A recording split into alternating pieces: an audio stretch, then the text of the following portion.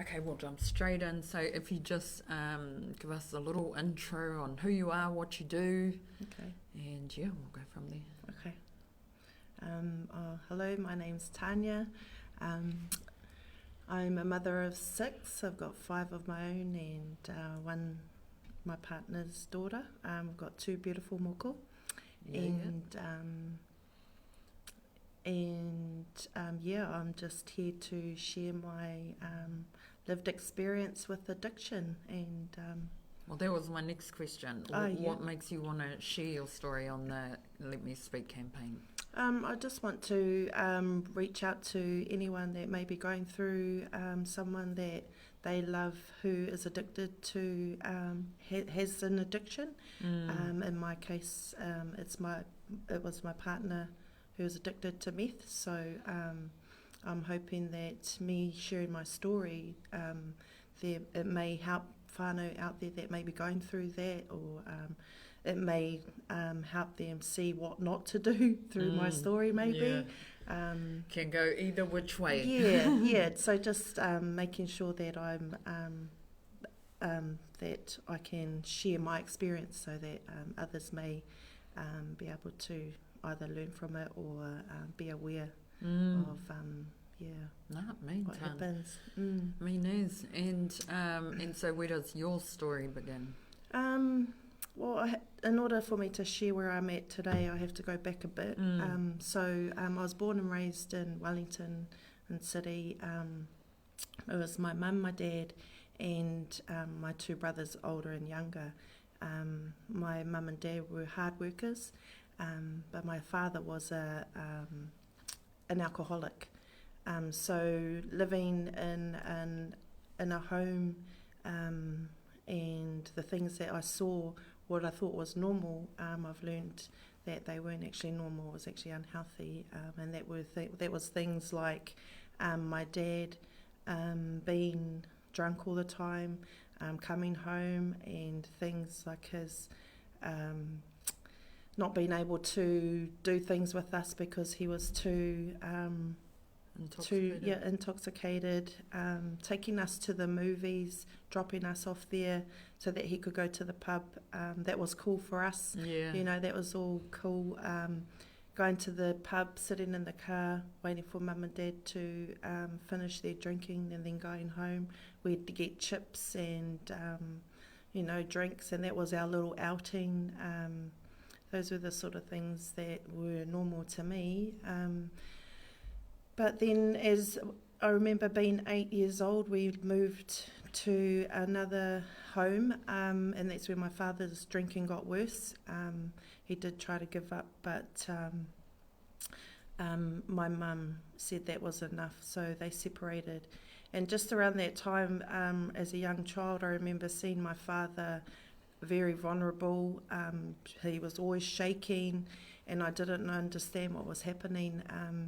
And a lot of the things that was happening at the time, I didn't understand. I think my mum was trying to do the best that she could with what was happening, but just trying to protect us from all of that. So I didn't really understand, but I do remember specifically seeing my dad shaking hard out, and now I come to understand he was trying to give up, but his body was in shock.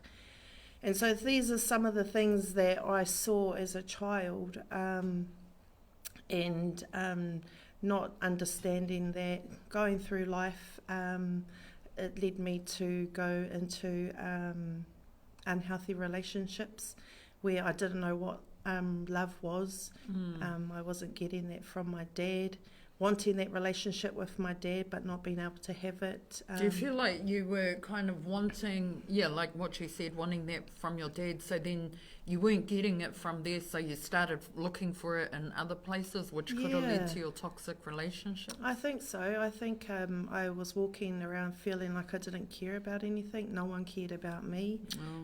So I just got myself into situations that I probably wouldn't have gotten into if I had that love and support, that feeling. And big ups to my mum for raising us. She raised us as a solo mum. Me and my brothers, it was hard. It was so hard. Struggling to put kai on the table and those sorts of things. getting clothes for us. She worked hard to provide for us, as well as because even when Mum and Dad separated,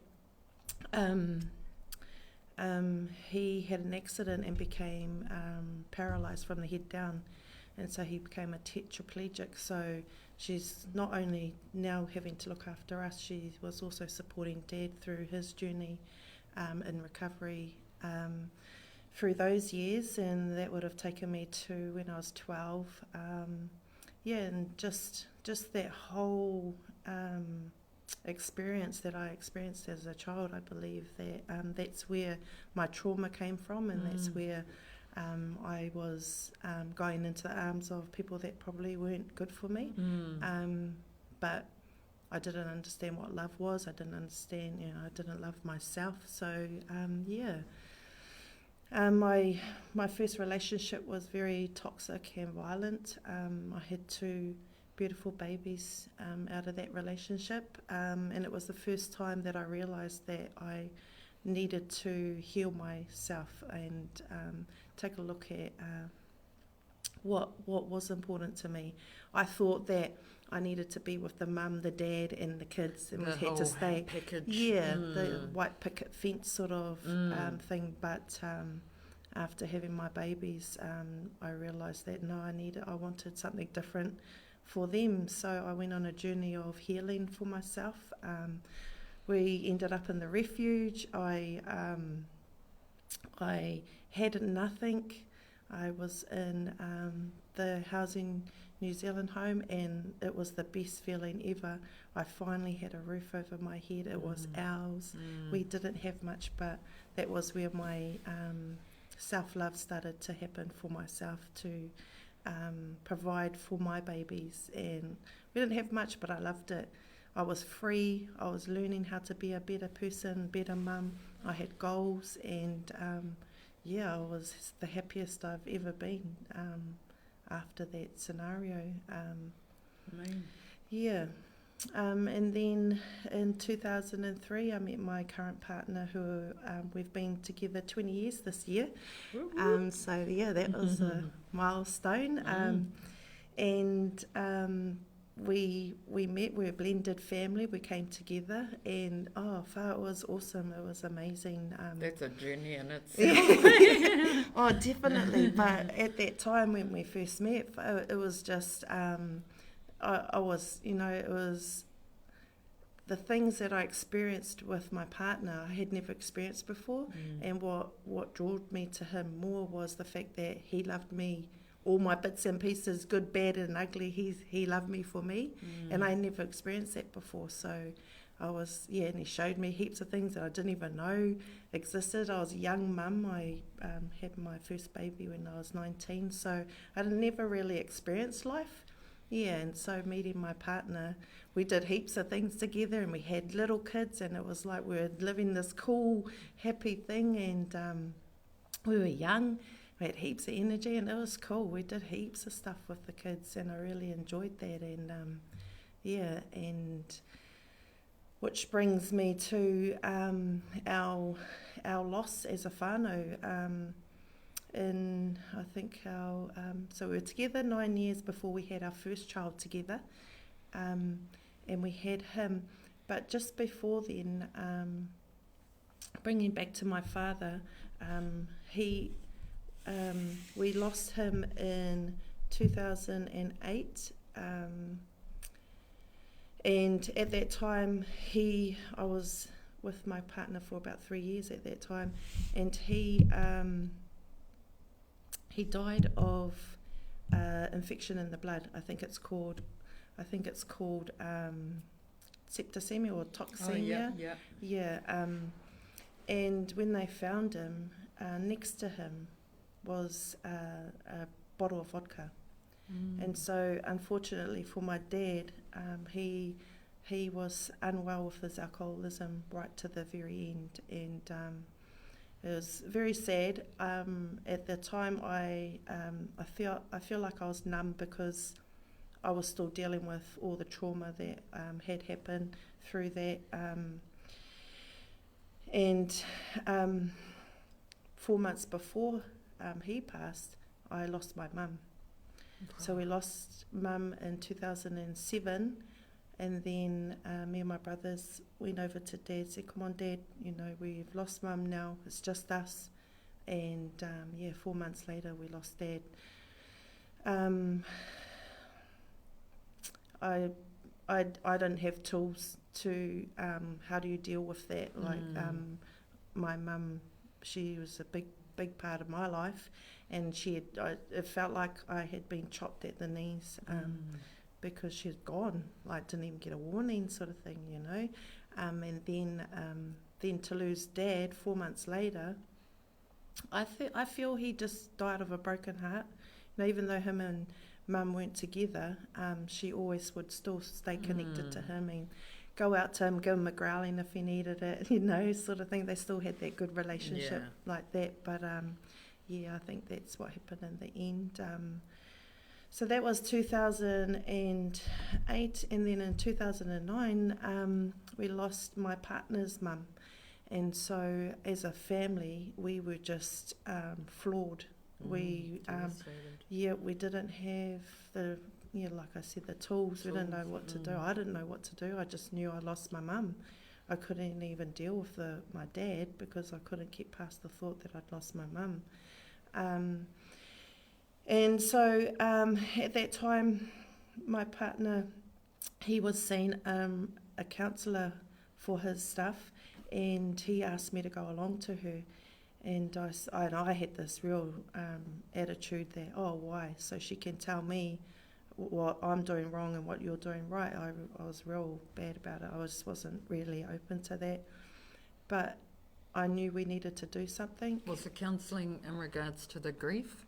Well, it was, for my partner it was something different, but he said go along and have a chat to her. Oh, yeah. Yeah, and so I went in there with a sort of an attitude of, we'll see what's happening. I closed off, I was closed off. And within 10 minutes of talking to her, I pretty much, floodgates opened, and I just pretty much told her my whole life story about my dad, about other things that had happened to me, and that's when the journey of me healing from some of those behaviours that were in my life to that date. And then what I didn't realise at the time is while I found this newfound reason to keep going and figure all my grief out and figure all that out, because when I did lose Mum, I was medicating by drinking myself to sleep at nights. I was still going to work, still doing what I needed to do, but I was drinking to put myself to sleep, to numb that heartache that I had on my heart. And so when I was seeing this counsellor and looking at these things, I was pregnant with our first child together. So that was the sort of the boot up the bum I needed at that time in my life. So, wait, what are you up to? Your father was doing that. That didn't work for him. Are you going to do the same thing? And I was like, So I dabbled with, I could have gone either way. But being pregnant with my son sort of pulled me out of that, snapped me out of it, and I came back on course.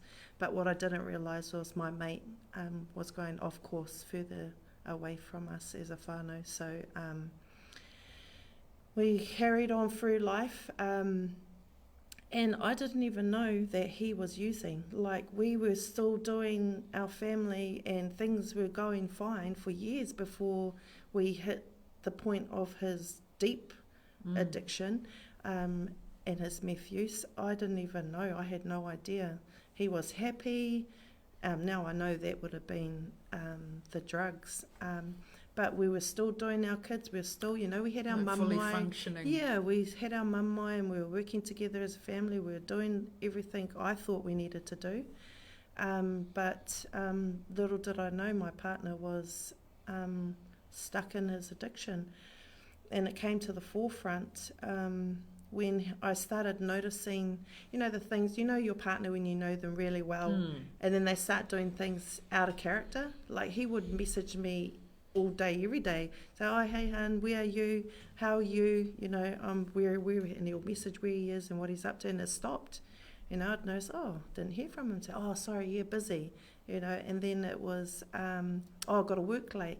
And so in my head, he had started a new job with lots of responsibility. So I just let him go off and do that. He had to go do his work. But little did I know he was going off to use with his bros, and they were having full-on rages and parties and stuff. And I was just unaware. Yeah, I was just doing what we do as a family, and I didn't even know. But those characteristics started to change, and then I started questioning. Then that's when the arguing started.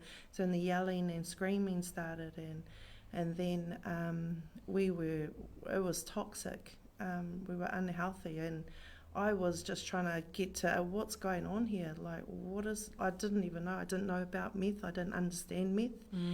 But the person that I'd fallen in love with was not standing in front of me, and I couldn't understand. And normally I can say things and say, hey, what are you up to?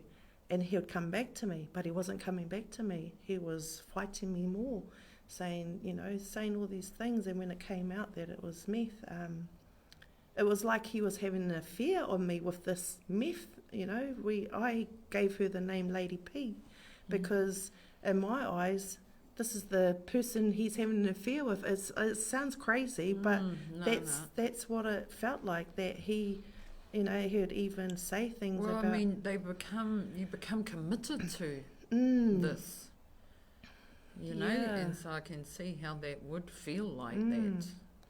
Yeah, and so I was just like so confused, like, what the hell, this is next level. I don't even understand any of this. So what I did was I rang up the drug line and just said, my partner's on meth, I don't know what that is, and they sent me out some information. So I sort of self-educated myself, and it was more that I needed to understand what I'm dealing with, because before I hadn't seen this. Before you could make a decision on what you were going to do. Yeah, because, this is the person that I'd spent my life with, and I loved him for the person I fell in love with. I don't know who this person is, so I don't know what's going on there, but I'm not going to give up on that person. And I want to be able to say, I did try. And so I was doing that, I was, I educated myself. And then I got pregnant with our baby, who is 5 now. And that was an eye-opener for me, because here I am again in a situation where I'm pregnant, but my partner is full on in his meth addiction, and I had some serious decisions to make. And I'm very lucky at the time. My partner's sister was living down here, so I was able to put in a plan for myself to say, put in a boundary, you can't stay in our home. This is our safe space, this is our baby's home, and I need to keep it like that, so you aren't allowed to come here if you're going to choose that. And was that hard for you to say? It was so hard. I had to say it to myself. I had to convince myself that's what I need to do. But it was easy at the same time as well, because our kids, my baby, my unborn baby, they are our priority. They've always been our priority. And who have they got if I don't stand up to this? And it was on me, and I was going to do it as hard as it was. I get choked up about it too, because our babies mean everything to us. And that was another battle. I was like, how could you choose that over our family, Those battles that I was battling, I was making myself go crazy. What's so good out there that you can't, see that we love you, we want you home, sort of thing. But then that's again my trauma with my father's addiction to alcohol, trying to rescue that child that was brought up and saw that, and I'm trying to rescue my partner from himself, but I had to let him go. I had to let him go through that himself. So I did. He wasn't allowed home. He wasn't allowed to pick our son up anymore, because the vehicle that they were using was their meth vehicle. Well, they would go off and do their thing and stuff, so I needed to make sure our kids were safe. And it was hard, because I was doing it by myself, and I had to, friends were helping at the time.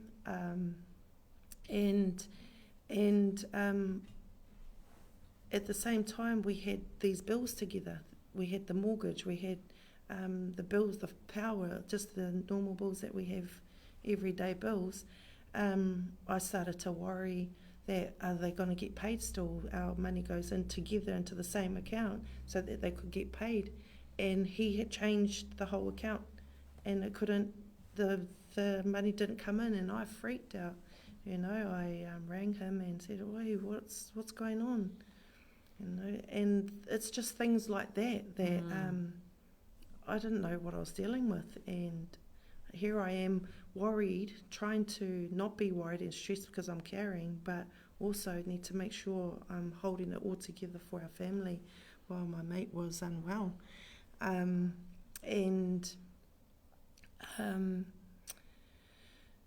The turning point was that he got himself some counselling through a friend of ours, and I always knew that he had to do it himself. As much as I wanted to book him in, as much as I was battling myself, no, you got to let him do it. I had to stay hearty to that because I needed him to do it for himself, because then I could work with that. I couldn't do it for him. I'll be enabling it and making it all better and accepting all of this because it's not okay. And so I just held to that, and he booked him some appointments, and it was hard to watch because I could see him trying, but I could see him struggling, but I couldn't rescue him. I had to let him go, sort of thing. You know, I had to it was heartbreaking, you know, looking at this person that I love so much, just destroying himself. Yeah. Ooh. Yeah. And he booked in some appointments, so I went along to that, and it was the first time I got to hear him speak his truth about where he was at, and we were lucky enough to be with someone who had been through it himself. He got himself out of his addiction, and then he's given back by learning and helping other whānau to through their addiction. So yeah, that was our turning point. And so in my head I had, okay, as long as you're doing the things you need to do, then we can progress forward. I'm willing to do this together. Yeah. And then baby was born, and I allowed him to come home. And there were lapses in between those stages, and then I had to, you know, sit down for myself. Are you willing to be in this and do these lapses? Are you going to see what's going to happen after that? And I was saying, yeah, I am, because he was practicing on living without the meth, and we all make mistakes. I had compassion for that. I could understand that. I had to understand that. And because I got understanding, I was okay to carry on doing that. And as that happened, more things would happen. And then I came across you, and I saw your story, and you sharing your story. I was able to understand what he was going through more. And what I didn't realise is the lives I was watching, he was listening. And then that allowed him to start telling me what he truly was feeling, because he was trying to protect me from all the meth, because he had already done all these bad things. Why would he want to say to me, oh, I was thinking about meth today, I was thinking about the pipe today? You know, those sorts of things that he was feeling, that's his normal things of going through his recovery, but he couldn't share it with me because he had already done all these bad things, so he was trying to protect me.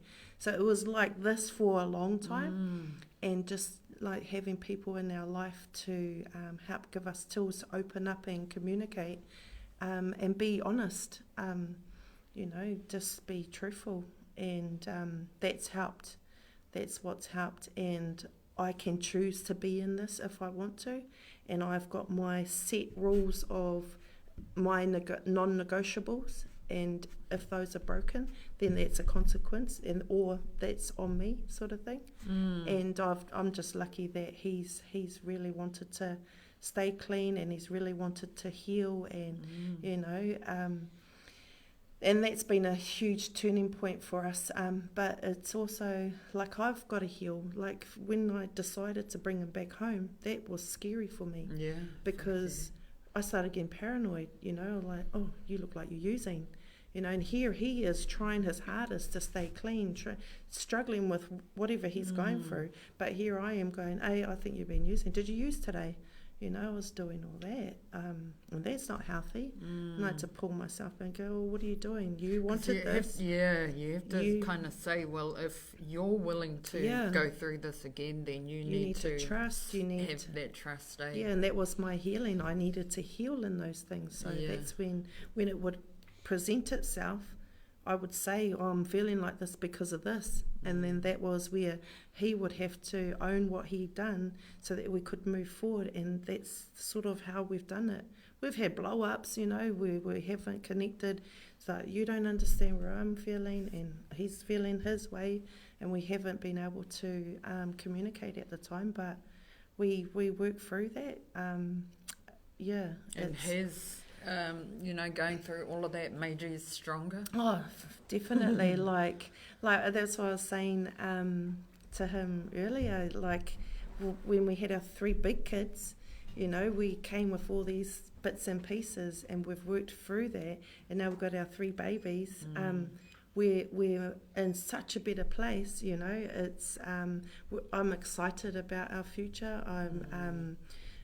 We've got goals that we haven't had in so long. We used to do all that. We used to, you know, do these things. But through everything we've been through, it's we're doing those as a family now. And my partner's back involved with the kids, you know, because he loves that. He's always loved that, being their coaches and stuff, and all the things that we were like, you know, before the addiction took over. We're getting that back now, and we've got moko now, you know. So I'm really I'm happy where we are now. I've still got healing that I need to release, but I'm aware of it. My awareness, and as a whānau, I just am so grateful for all of the support that we've had. To be able to get us there. I didn't know anything about meth. I didn't know there was the help out there, and I've had people. When I first made the phone call, I was lucky that it was the drug counsellor who actually works with the addicts in Christchurch in the rehab down there. She just was helping on the phone that day, and I told her my story.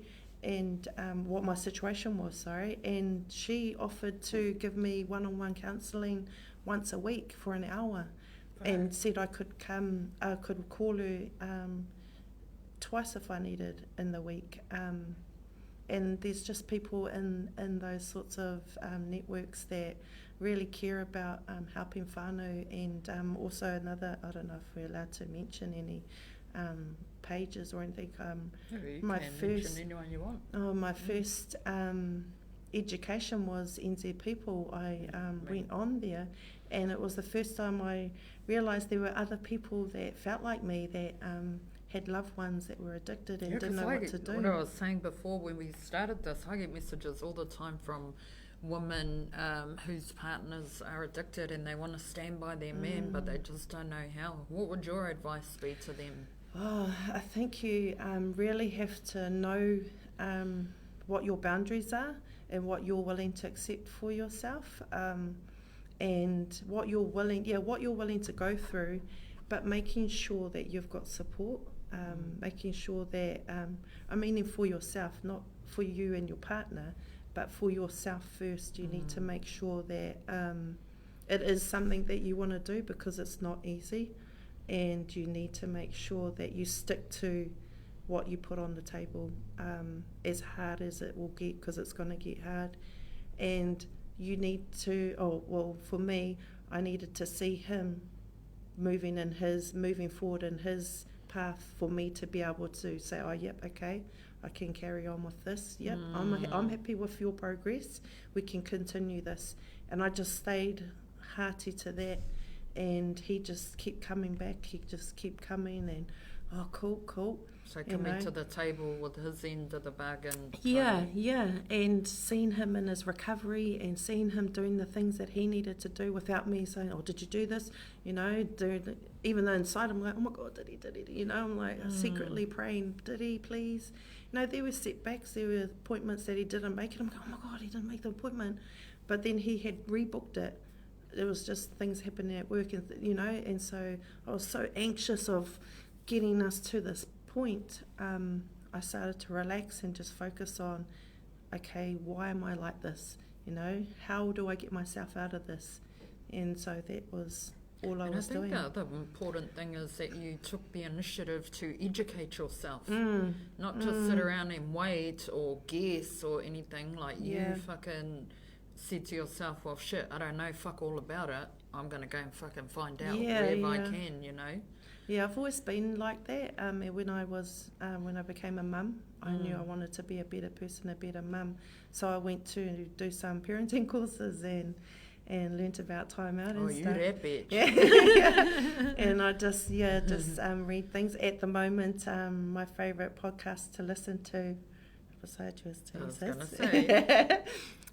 for trauma healing is my favourite at the moment. So I've been doing a lot of that, and that's been, oh man, mind-blowing, amazing.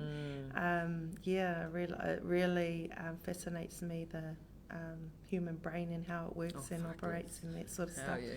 So yeah, just thinking about all the things that I sort of had to sacrifice within myself because I was dealing with all of my own grief, you know, own trauma, my partner's addictions, and getting through that. I'm starting to bring those things that I've put to the side to the front again, you know, and I have, it brings me joy, it brings me happiness that we're, oh, yeah, we can do that. Oh, yeah, you know, there's no stress there, there's no worry or fear happening. Yeah, so definitely in a better space with where we are.